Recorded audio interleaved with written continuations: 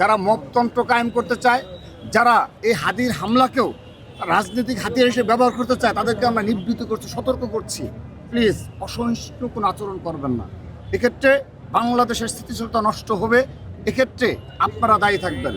5 আগস্টের পর থেকে শতবার মপতন্ত্র কায়েম করেছেন, করে একটা অস্থিতিশীল পরিস্থিতি ক্যাম্পাসে করেছেন। এটি জাতীয় রাজনীতি করার চেষ্টা করবেন না, তাহলে কিন্তু সাধারণ জনগণ এমনভাবে আপনাদের বিরুদ্ধে অবস্থান নেবে এবং সেক্ষেত্রে কিন্তু ফেসিস্টটাই আপনাদের পক্ষে মানে একটা অবস্থান হিসাবে সাধারণ জনগণ আখ্যায়িত করবে। কারণ ফেসিস্টদের যে ধরনের মনোভাব, যদি আপনাদের মনোভাব সম্পূর্ণরূপে একমত হয়ে যায়, তাহলে বাকি কথাটুকু সাধারণ জনগণ, ছাত্র সমাজ আগামীতে বলবে।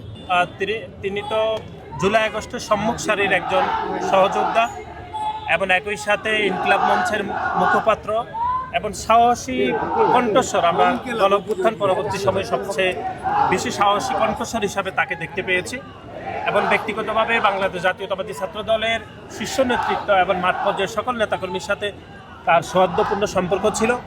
এমনকি তিনি ঢাকার 8 আসন থেকে নির্বাচন করার অভিপ্রায় প্রকাশের পরেই ব্যক্তিগতভাবে আমরা ওনাকে অভিনন্দন জানিয়েছি, শুভকামনা জানিয়েছি। তিনিও আমাদেরকে দাওয়াত দিয়েছেন, আমাদের সাথে সবসময় ওনার ব্যক্তিগত যোগাযোগ ছিল। আমরা মনে করি এই যে তরুণ একজন নেতা যিনি উদীয়মান হচ্ছেন, তাকে এরকম প্রকাশ্যে গুলিবর্ষণ, হত্যার চেষ্টা, এটি হচ্ছে জনমনে আতঙ্ক ছড়াচ্ছে। যে বাংলাদেশের 13দশ জাতীয় সংসদ নির্বাচনের গতকালই তফসিল ঘোষণা হয়েছে। আমরা মনে করি যারা নির্বাচনকে বাধাগ্রস্ত করতে চেয়েছে, গত 16 বছর ধরে যেন নির্বাচন করেছে, তারা হচ্ছে এরকম হামলা করতে পারে বলে আমরা আশঙ্কা করছি। যদিও আইনশৃঙ্খলা বাহিনী তদন্ত সাপেক্ষে যারা হচ্ছে হত্যা চেষ্টা করেছে তাদেরকে গ্রেপ্তার করবে, এটি আমরা আশাবাদ প্রকাশ করছি।